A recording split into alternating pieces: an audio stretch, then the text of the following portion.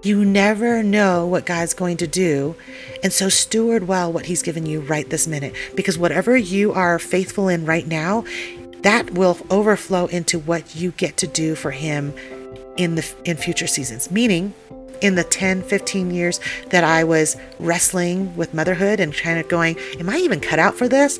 So point just being, steward what he's given you right now, knowing that God doesn't waste a thing. He doesn't waste anything. So it may not make sense why you have to clean out the fridge today. Like, that does not seem eternally minded or kingdom building. And it certainly doesn't feel like anything that you can grow an internet business with.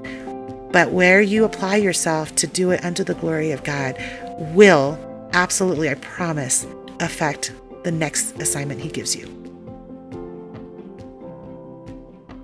Welcome to the Crossway Podcast, a show where we sit down with authors each week for thoughtful interviews about the Bible, theology, church history, and the Christian life. I'm Matt Tully, and today I'm talking with Ruth Chou Simons. Ruth is a best-selling author, a well-known artist, and the founder of GraceLaced Co. Recently, Ruth partnered with Crossway to create a beautiful original Bible cover called Be Transformed in Crossway's new Artist series of ESV journaling Bibles. Today, Ruth and I discuss her life as an artist. She digs into what makes her tick, including her passion for creating beautiful pieces of art that reflect the beauty of our Creator. She shares her journey from doing watercolor paintings in her kitchen to starting GraceLaced and becoming well known around the world for her artwork. And she shares what her day-to-day life looks like as an entrepreneur who also is a wife and a mother to 6 boys. Let's get started. Well, Ruth, thank you so much for joining me today on the Crossway Podcast. Thanks for having me, Matt. So you're a well-known artist, you're a writer, you're an entrepreneur, and you also, I just read, homeschool 6 boys of various ages. So would it be fair to say that you keep pretty busy these days? I do, but to be fair, my husband and I are full-time together with the work of GraceLaced, and so he carries, as an educator by trade, he carries the majority of the homeschooling effort. So I will not take credit for that. That's good. What's it been like just as a family over these last, 12 months or so in the midst of COVID and all of the quarantining stuff? Just speak a little bit to that personally, how this season has been for you. Sure. Like everybody else, it took a lot for us to learn a new rhythm, because we homeschool or run a business from home, we weren't necessarily expecting to spend as much time together as we ended up spending. And, a lot of my, all of my speaking engagements and travel canceled. And I got to tell you, Matt, it was the sweetest year. I think for me, it helped me reset some things and made some decisions about how busy and how much travel and how much speaking I want to do in the future. Because sometimes you need a moment like this just to say, what am I missing when I'm running hard after things I'm saying yes to? And those are good things. And those are things that God's given me opportunity for. But I can also make some choices about how much I want to stay closer to the home front. So it was really wonderful season for us. We got on each other's nerves, and there was a lot of confessing and repenting and forgiving, and too much food. I mean, when you're feeding 7 guys, I live with 7 guys. That's a lot of food that we're going through, and people think we're hoarding, but that's just how much toilet paper we really have to buy, that kind of thing. So, yes, it was a sweet and really interesting year of us kind of just hunkering down. And my oldest son was supposed to be overseas for the school year as a college sophomore. He was going to study abroad, and it kept him home. And we just felt like that was a borrowed year of just sweetness, of the 6 brothers having time together, playing games, discovering new things, starting new traditions. It was wonderful. So you mentioned that the last 12 months or so has kind of helped you maybe reconsider your priorities a little bit. Are there certain things that you realize that you want to change long-term moving forward? Yeah, I don't think that there was anything that I, felt over 2020 going, oh, this was wrong for me to engage in, or I was traveling way too much. It's more just that I kind of learned something about my own rhythm of creativity, that as an artist and an author, someone who's continually writing, continually producing, continually putting out creative work, you have to have a strong rhythm and commitment to rest and a commitment to being recharged and energized and inspired by other things outside of your work if you're going to produce at the level that I produce. I have a book always out. I have a new book regularly on the docket. I have products through GraceLaced.com constantly coming out. You just can't be at the helm of that much creative work if you're just producing out of a need to produce. You have to produce out of the overflow of your heart, and schedules that are running you from one end of the continent to the other just won't afford that. And so sometimes that recharging means that I need to have time on the couch to read to my kids. Sometimes that means that I need to try a new recipe, and that is inspiring in itself. Like, it's okay that it took, 2 hours to prep all the veggies for a meal. That doesn't feel efficient, but inefficiency sometimes is the gateway to having more creative ideas, because when you're learning to express yourself, you're learning to fail at things, you're learning a new skill, those are things that kind of jog your mind in terms of how God's at work, or what to see that's beautiful outside of just what you're used to studying every day. So it's stuff like that for me, I wouldn't say it was like, okay, I will now cut this out, or I will for sure only travel, 8 times instead of 12 times. It's not so cut and dried like that. It's more just an internal rhythm that I realize, okay, before I say yes, I'm going to go down the checklist of things that I really need in order to steward well what he's already given me to do, rather than run after new things to do. Yeah, that's so good. It sounds like it's a good reminder of things that you already knew, but sometimes we need those reminders. And let's dig into your art then in particular. So you recently partnered with Crossway to create this beautiful custom Bible cover in our brand new artist series of journaling Bibles. And a question I love to ask artists and creative types in general is simply, why do you create art? If you had to answer that maybe deceptively simple question, why is it that you feel this need to create art? For many years, I actually didn't explore this part of my life. I thought that art, or creating art, was kind of a luxury, was more of a hobby, was superfluous. But I think God creates all of us to experience beauty and inspiration every day. I think all the time about how he could choose to bring the sun up every day and call each day into order without it being as beautiful as it is. I mean, the sunrise is really kind of stunning, and he didn't have to do it that way. Or he could have called each day to a close without it being cotton candy skies. We don't have to stand outside and marvel at the stars, right? Like, those are things that God chose to do that we would inherently say, that is beautiful. And so I think when we feel and see beauty all around us, we're all wired differently. We're all wired to create and reflect that differently as Imago Dei. But I think that for me, I create art because I'm so taken in by the beauty I see by his hand that it's really hard for me not to somehow respond to it, or reflect it, or to even emulate it. Yeah, what do you think it is about that for yourself, where you see the creative beauty of God, and then your response is you want to sort of mirror that beauty back? What is it about that process of responding by being creative yourself that is so attractive to you? I think there's a humility when we really see ourselves, our finite, like this short life that we have, before this infinite God who day by day, the seasons are constantly, perpetually going, and he's creating and making such beautiful changes happen all around us. And I think for me, it's not that there's something worshipful in itself, like me standing outside and seeing creation in itself is not spiritual in itself. It's that when I read God's word and then I see that same feeling, that response, when I'm humbled by God's faithfulness and the work that he's done, and how he is the God who brought his children out of the wilderness. When I read that and then I stand outside and I'm overcome with, wow, life feels really complicated, but here's the sunset reminding me how in control he is.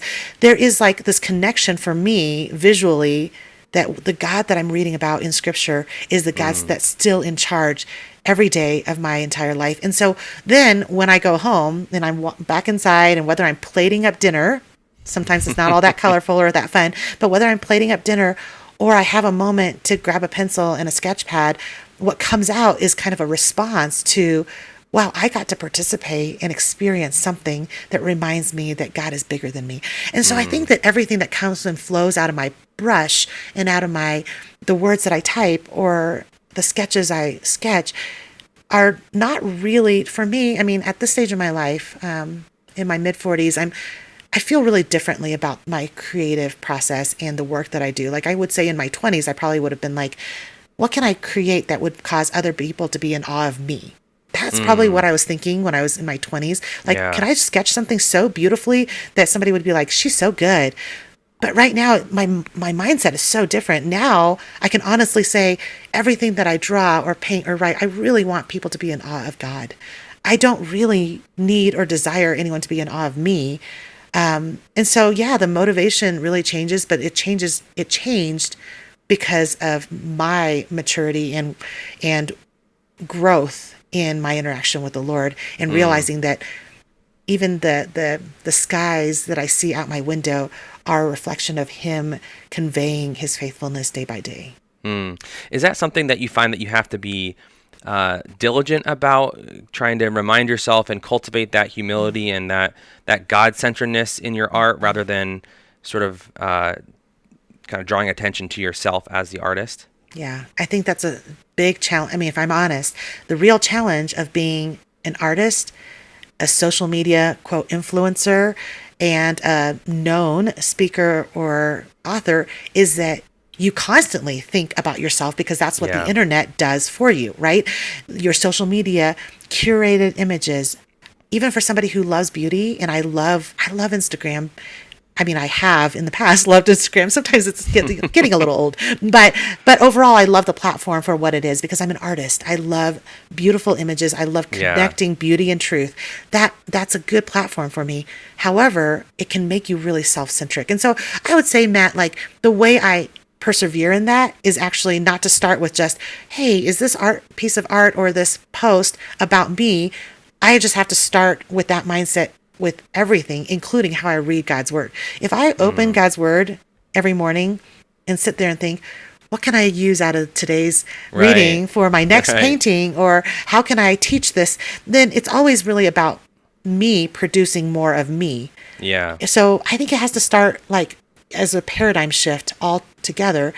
When I talk to the boys, when I share the gospel with my child who is disobedient, when I'm doing whatever, when I'm speaking to my employees, if I start with going, the words that are coming out of my mouth and the words that I'm reading from scripture have nothing to do with me bettering myself, and everything to do with who God is and what he's doing in and through us, that will change the words I say, the way I share the gospel with my kids, and how I go about my business and the work that I'm trying to do.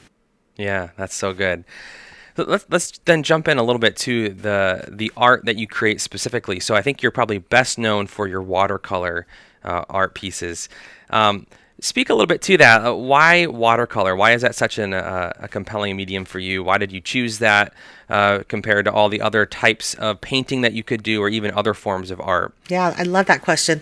So I used to hate watercolor, actually. I when I was in my last 2 years, a year and a half of college, I suddenly, and it's a whole other story, but I suddenly switched majors from biochemistry to fine arts. Wow. It's a total, I actually write about it in my book that's coming out in October, but we'll wait on that topic. It's crazy, right? I mean, I'm an Asian American. There was some pressure to like be kind of really, straight A student, go down sciences. Out of some rebellion, out of some burnout, I changed my major to fine arts. And initially, my medium was oils and printmaking. Not watercolor, for sure. And I remember graduating college. My husband and I were at seminary. I still took my paints with me. I still wanted to engage in these things, but I never learned how to paint real small. So everything I paint is like 4 feet or larger. And at the time, my access to, paints that weren't toxic, I mean, back during that season, this was before 2000s. I mean, I'm old enough that, graduating in 1998, I just didn't have access to as many things as we do now. And so as a young mom, several years later, I wanted to kind of just stay in the game with, not that I was selling any art. I wasn't doing anything professionally. It was more just for myself. After the kids went to bed, sometimes I would paint a little, but who can set up a giant easel with a giant canvas? And it's just expensive. It's expensive to do all that. And so I remember starting off with a slightly better than a Crayola little art, student grade thing of watercolors. It wasn't that simplistic. It was a little bit nicer than that, but it was still a amateur grade palette of watercolors. And what I love about watercolors, for anyone who's, kind of looking for something to try out, watercolors dry so fast, and you can have it. I mean, I could have a baby on my lap, and I mean, some of my earliest Instagram photos were of my little one, my 6th son, with his little hand on the table, and he won't ruin it because he won't dip his fingers in oils that take 3 months to dry. I could paint something and it would be quickly done, and I could dry and clean off the whole kitchen table in time for dinner. And the whole thing would only take me, 30 minutes or so, versus the hours and the don't touch this or don't breathe this. Mama needs this whole space. I didn't have that as a young mom. And so now I can start exploring more mediums because I have access to more space, and my kids aren't going to touch things that they're not supposed to. But the other thing about watercolor that is both daunting and wonderful is that it takes the perfectionism out of you a little bit, because it's something that you can't paint over and over again. You can do some small corrections, but unlike acrylic or oils, you can't change your mind and paint over the painting that you already painted. You can't keep working it over and over. So both for a young mom who barely has time to paint to somebody who might be a recovering perfectionist, watercolor sometimes lets you learn to just let the water take some charge, and for you to think through what you want to do, but then count happy accidents as enjoyable things that you kind of go, wow, I didn't realize that that's how it could turn out. So all in all, I would say now it's funny that I'm known for watercolors now, because I'm really self-taught. It's really been only in the last 7 years that I started working with watercolor, mostly because of blogging and Instagramming, where I just needed something quick. I just wanted to post something quick to go along with my words, and that's how the watercoloring started. Yeah, you mentioned that watercolor is great for those recovering perfectionists. Would you consider yourself in that category? Absolutely, yes, absolutely. I think I used to lean heavily towards canvas paintings because I could change my mind after 3 months and say, I want to start all over with this. And there's a sense in which it's a good thing. I mean, there's a sense to which there's layers upon layers, but sometimes you never find the finish point because you kind of go, it's always going to get better. And I actually do a lot more oils and acrylics these days even, and I love that my painting style has even changed since that time when I was such a perfectionist about it. But now I love that sometimes I go, I only have 20 minutes. Let's see what we can come up with in 20 minutes, and let that be good enough, because trust the process, and trust the process and allow what comes out in 20 minutes be good. So then speak a little bit to how then this art that you were doing kind of in the spare moments of your day after the kids went to bed, how did that progress into being something that you started doing professionally? You kind of made it into a business. Yeah. What was that process like? Yeah. So just a little context. My first 15 years of marriage or so, my husband was a church planting teaching pastor. So you know what that entails. That is a full on counseling, preaching, training kind of job. And we were also setting up chairs. So, that was going on. And in the same 10 years, we had 6 boys, started a church, and then started a school. So he was the headmaster of a classical Christian school that was a hybrid model. So part school at home, part school, part accredited school. Wonderful model, wonderful experience. Our decade was very, very full. That was a time where I was learning to be a mama, and I was pregnant every other year and thinking I was going to just literally lose it all the time. And that's where GraceLaced, the blog, started from. It's almost been 14 years this coming summer. And it was in the throes of early motherhood that I was like, the grace of God has got to lace in and out of my life. If it's real, the gospel intersects my daily life. It's not just that it's on the mission field that it matters, right? Grace is not only important to talk about in the church or on the mission field or when you're leading a Bible study. What about the mundane moments of my life, the life that I didn't expect to have? I mean, I was expecting to go do big things for God across the pond, I expected to maybe be a professional artist, but instead I was literally sweeping up crushed Cheerios under my feet and disciplining my kids and going, why did you hit your brother? Like that was all day. And in the quieter moments, we were counseling young couples and I was discipling young college girls while I was prepping dinner. That was my life. And so when all the blog posts are still archived at GraceLaced.com. That blog became GraceLaced.com. That still exists now. The reason why I didn't start a business in that season of my life was because I knew it took everything to steward well already what he had given me then. What God had given me then were 6 boys, a pastor husband, a headmaster husband, and a community of believers who needed my time to disciple and study together. And so when my youngest was born, praise God, if you raise some older children who change diapers and help with dinner, I mean, I my job was easy by number 6. I was really, really grateful. But during that season, I had been blogging for some time and had found a rhythm to blog. It was the choice I made, and just because I know that somebody out there listening will be like, how did you find time to write a blog? And I always like to tell other women, I made a choice not to watch The Office or Downton Abbey, or, and it's not that there's anything wrong with those shows, but I'm always like, y'all, we just make choices, and right. I cannot tell you a single thing that happened on The Office when all my friends were watching that, or Parenthood, or whatever was going on in that season. And so that's just what the choice that I made. When the kids went to bed, once we had them kind of sleep trained, whatever, I was writing or painting because it just gave me life. It helped me process what was going on in my life as a pastor's wife, as a mama, as somebody who went to seminary for a year and then found myself doing nothing but,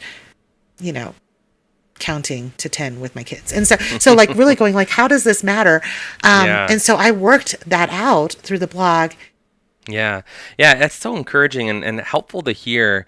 Just you recount that story along, sounds like a gradual sort of one step at a time type of story. I think it can be so easy for us to maybe look at somebody who is by God's grace achieved a level of quote unquote success or notoriety even, and kind of think, well, I mean, I would love to be there. I want to get there. I want to do something like that as well. But you're just hearing you speak a little bit how this whole idea for GraceLaced started as a way for you to see God's grace in the mundane things of life, not just in the speaking and writing and selling stuff.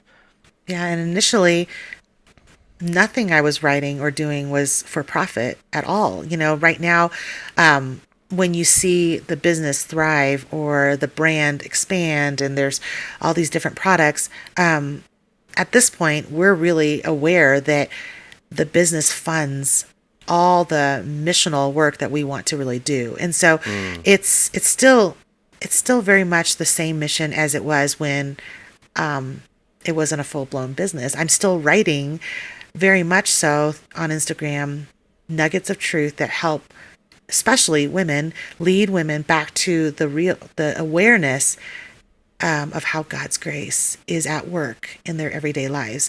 And my number one goal is never for any woman to feel the pressure to be just like me or to do the things that I'm doing. My only goal is that my artwork and my words and my photographs or my social media presence might cause them to be more aware of God's presence and purpose in their lives right where they are at. And because that's essentially what I learned from those years of obscurity and what I brought into the years of notoriety, if you would say, now that's the content that I'm bringing into this space today. Yeah, right. Yeah, I love it. You've got this line on your website where you talk about the purpose of Grace Laced and the art that you create. And you write that your hope is that the art would, quote, adorn the gospel through collectible, meaningful, and truth-filled products.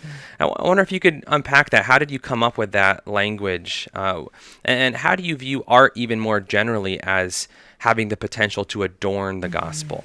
Well, I'm borrowing it from scripture as, adorning the doctrine of grace. And ultimately, when you think about the word adorn, it's really to make beautiful or make attractive, or I like to think of it as also making accessible. And so, no, I can't make the gospel any more beautiful than it is, but I can cause my generation to see it more clearly. I can cause someone to turn their gaze from their cell phones and perhaps pick up my book instead. I can perhaps cause somebody to turn their gaze from the sink full of dirty dishes that is so annoying and so perplexing and frustrating to deal with, and just look up for a second and see a quote or a verse that I've painted in a beautiful way that helps reset and remind them that God has purpose for them right where they are. And so in that way, I think our products and the prints and the journal or whatever it is, and even the books that I've written, they adorn the gospel by making the truths that are already beautiful, and make those beautiful to the viewer and accessible to a much too fragmented and distracted world. Yeah, right. Earlier on, you were talking about how, in those early days where you were creating art, you were kind of doing it at your kitchen table, trying to keep kids away perhaps. And now you are fortunate enough to have some dedicated space. I wonder if you could tell us a little bit about your studio. What is that like? What's your favorite thing about your studio that you currently have access to? Well, funny, I love this question because at this exact minute, I don't have a studio and I'm working out of a hallway. I mean, it's hilarious. I gave up my office studio space to be a music room for the family because, as the boys got older, we wanted to have more contact points of where we can gather around rather than just always go to the basement and watch TV or the TV should not be their only point of gathering. And so, having instruments and having them close by near the kitchen, somewhere where there might be music going on in this room and a conversation in another room. And so I gave up my specific room and space, and we're remodeling and doing another part of the property as my office and studio space. So currently I don't have this dedicated, amazing space.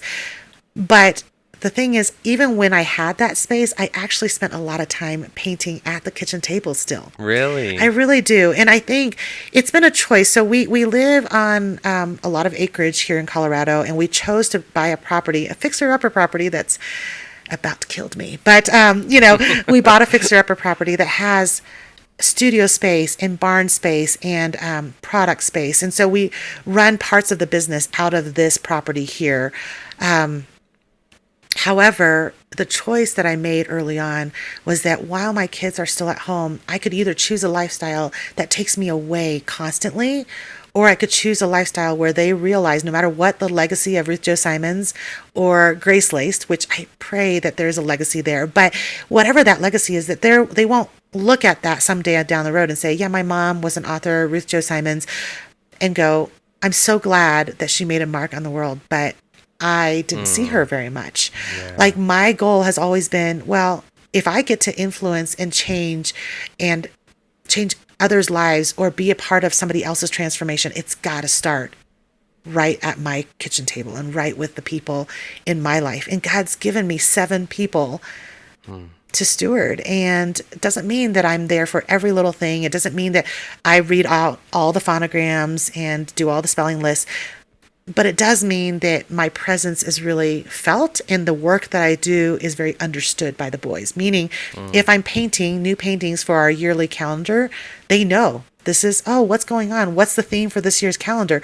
So they're really aware and they have a buy-in. They feel the ownership of what we do at GraceLaced.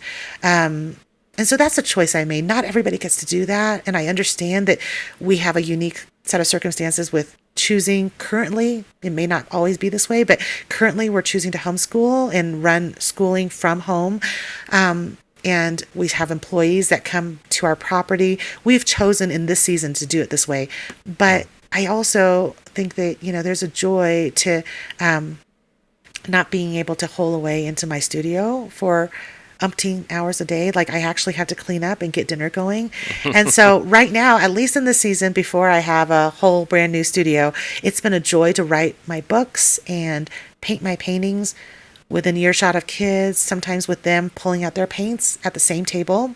That's happened a lot during the pandemic.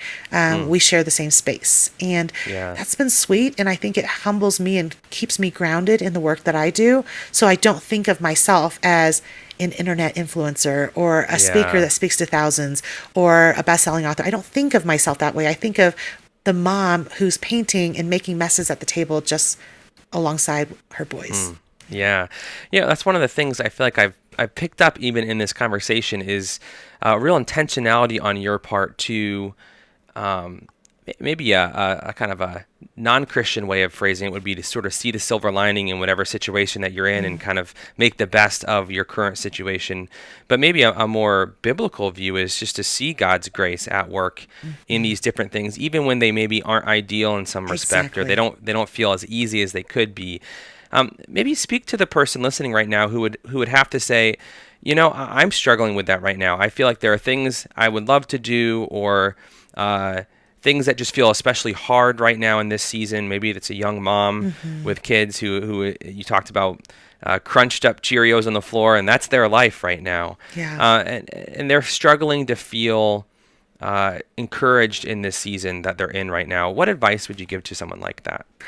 So to the sister out there who's got her degree in something she thought she would use in a professional way, to the gal who's out there not getting the paycheck or the affirmation or the promotion that feels like would really affirm that she's got giftings in these areas, or if she's like me where there's these creative juices going and it's like, I see all these other women starting Etsy shops or creating good artwork. I like calligraphy too, or I paint too, or I've always wanted to stitch these things and sell my wares, but I can't because my husband's job is too demanding and somebody's got to care for the kids, or we just don't have the finances to be able to invest in a startup, or for whatever reason, maybe you're caring for an elderly parent or you have a child with special needs. Whatever the situation, there are times in our lives when we just go, God, why did you give me this desire or this gift or this inspiration if I can't use it the way I imagine using it? And I see all of a sudden the whole world, they're all doing it and they're all successful at doing it. I could do it just as well or better. And I feel like my ship is passing me by. If those words sound familiar, it's because I've said those very words to myself in other seasons. And even for the listener who might know my work and go, well, but it's easy for you to say you're where you're at now. I'd say, well, sister, constantly, if I'm being honest, there's a version of ideal for me even right now. That ideal might look like the next level. The ideal might look like this 3,000 square foot office building that I lease and have done up the way I want. The ideal for me might look different than you might expect for me. And so we all have our versions. We all have our versions of like, Lord, why did you bring me to this stage of my life if I can't go to the next step, if I can't do it the way I want to do it? And what I would really say, and I say all the time to people in my immediate local community, as well as to any young woman I meet online, and it doesn't have to be a young woman because I think we struggle with this throughout our seasons, is ultimately that because you don't know what God's going to do around just the very next bend, around the very next year. Our lives could change. Nobody saw 2020 coming, right? You never know what God's going to do. And so steward well what he's given you right this minute, because whatever you are faithful in right now, that will overflow into what you get to do for him in future seasons. Meaning, in the 10, 15 years that I was wrestling with motherhood and kind of going, am I even cut out for this? Like, I am the most unlikely person to have 6 children. When I was wrestling those things, that very season taught me so much about leading a team, about the content that I'm writing. It gave me compassion and the ability to see beyond the hustle and to know what really matters. I don't know that I could minister to the women that I minister now to through writing or through social media if I didn't have that obscurity in that season. So, point just being, don't aim for a season or an objective that he's not given you. Literally steward right now all that. It's like the talents, right? Steward what he's given you right now, knowing that God doesn't waste a thing. He doesn't waste anything. So it may not make sense why you have to clean out the fridge today. Like, that does not seem eternally minded or kingdom building, and it certainly doesn't feel like anything that you can grow an internet business with. But where you apply yourself to do it unto the glory of God will absolutely, I promise, affect the next assignment he gives you. Are there any other artistic mediums or methods that you are currently kind of exploring and you're hoping to try your hand at in a more intentional way in the future? Well, I'm kind of returning back to my original obsession with printmaking. It's just not something I quite have time or energy for right now. But in college, I spent a lot of time doing woodcuts or linoleum cuts, and so linoleum is artificial material. Woodcuts would be on like cherry wood or whatever. And there's just beautiful, beautiful printmakers on social media that I've seen, and I think it's just a beautiful medium that kind of compresses. It's more graphic, and the work that I do isn't usually very graphic, but I've gotten with the iPad and the Apple Pencil, I've gotten to experience a little bit more of a graphic side of my design work. And in the book that I have coming out with Thomas Nelson, it's my first trade book, so as in like chapters, hardback, jacketed book with more of my story in it. That's coming out in October, and the art's going to be different there. Unlike my other books, it's not full color, it's not full watercolors. It's actually going to be more reflective of that printmaking or single color line art. And so I'm excited just trying some new things out. Yeah. Have you made any of your kind of woodcut prints available for sale yet, or is that something that's still not yet kind of been released? No, I really think that, I kind of live by this, and you didn't ask, but one of my mottos in life is always like, I want to go deep, not wide. Just because I can doesn't mean I should, is what I say all the time to myself, to our team, to the family, because I am a dreamer and I can constantly think of new businesses, new things I want to do. Let's start a retreat. Let's do this and that. Let's travel the world. I mean, I'm constantly thinking of ideas, but that's not stewardship necessarily. Sometimes, yes. But if I can't do what I've already been given well, I can't take the next step. So even in something as simple as, do I start a new medium? Do I offer new things? Yes, we could offer all sorts of new things. But something I've learned for anyone who's listening that's an entrepreneur as well, we've not learned this the hard way, because I think everything we've produced through GraceLaced has been successful, and God's been really gracious to give us. We've never had like a bomb of a product or anything like that. But it's taught us that we're really content focused. So while we could create apparel, or while I could make placemats, and while we do have enamel keychains and beautiful pins, and those things matter. And I enjoy little things that we can take throughout our days and add to our lives. But the heartbeat of who I am and who we are as a team is content based. We are primarily not about stuff, and we're primarily about content. So that teaches us, it helps us, the constraint teaches us that just because I can make something really beautiful that somebody might want to buy doesn't mean I should. And just because I can expand and offer all sorts of things doesn't mean that that's God's best. That's not the best use of my giftings for what he's given me to do. So a long answer to maybe even that question, but. No, that's really good.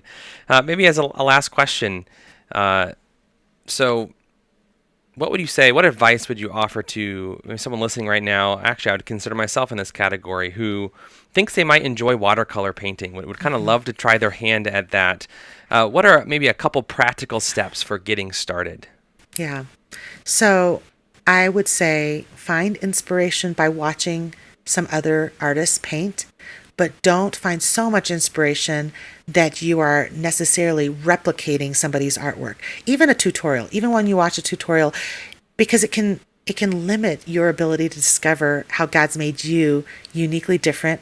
Maybe you find it completely satisfying to do abstract artwork, but you keep forcing yourself to paint a tulip exactly the way Ruth does, and that's not good for you. And so that's not so much me saying, don't copy my style. That's me saying, God made you unique. You have a voice, even in the way you hold a brush, even in the way that you love the way water and pigment comes together, that nobody else will. There's no way. So watch my tutorials. I mean, I don't really have tutorials, but watch my videos, watch some other tutorials online, and get the basics of what it is to use the medium, and then play. I think as solid biblical Christians, sometimes we don't like that word. Play sounds like some kind of superfluous, silly word. We're usually quick to use words like study, discern, be disciplined. We use all those words, but we don't talk about playing. But playing with and enjoying, think about what it is. Does God put wildflowers up out in the mountains so that we might just study them? Or should we frolic through them and run through them and be like, oh my goodness, how is this valley covered with wildflowers? This is gorgeous.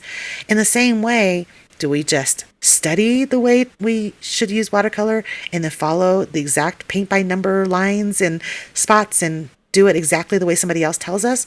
Or we play with it and say, wow, this is a creative medium and I'm going to explore what gives me joy. And maybe that means, Matt, that you just start with painting solid lines, one line after another. Maybe it means that you make little check marks. Maybe it means that you just play with the medium and see what happens when there's a little more water, a little less water. But as a practical tip, I would say start with one or two brushes. Don't go crazy. You can go to Hobby Lobby. You don't have to buy the most expensive brush, but buy something a little bit better than your kindergartner's little kit, a round brush, and get a paint set that's medium grade, semi-professional maybe, or and just for the watercolor nerds out there, semi-moist as a palette is really helpful. You don't need to start with the tubes of paint because that's a little harder to control. Start with a palette that's not so dry. It's called semi-moist. It just means that it's a little bit more intense of pigment, and that really is a good way to start. If you start with your kids' Crayola little school palette, you're going to be frustrated because there's no it's pigment. Very different. So absolutely. So real stuff is going to be significantly different. Yep. Even the watercolor little discs that you find that are round and they're fine for Bible journaling, like with the ESV journaling Bible. I've seen a lot of people do it. I actually am not a Bible journaler as in painting in my Bible, but some people use that kind of paint and it's just right for that kind of work because you can use it kind of dry. It's a little chalky, but if you're going to get into watercolor painting, then buy a medium grade paint and let it be something you can explore. Yeah. Well, Ruth, thank you so much for taking the time to talk with us today and just share a little bit about not only your artistic process and what motivates you in that, but even helping us just to see how God has put us in our positions where we're at right now and how to see God's grace in the midst of that. Thanks so much for having me, Matt. That was Ruth Chou Simons on her life as an artist. Don't miss her original Bible cover entitled Be Transformed in Crossway's Artist series of ESV journaling Bibles. For more interviews like this, subscribe to the Crossway Podcast on Apple Podcasts, Spotify, or your favorite podcast player. If you enjoyed this episode, would you consider leaving us a review? That really helps us spread the word about the show. Crossway is a not-for-profit Christian ministry that exists solely for the purpose of proclaiming the truth of God's Word through publishing gospel-centered content. Visit us today at crossway.org.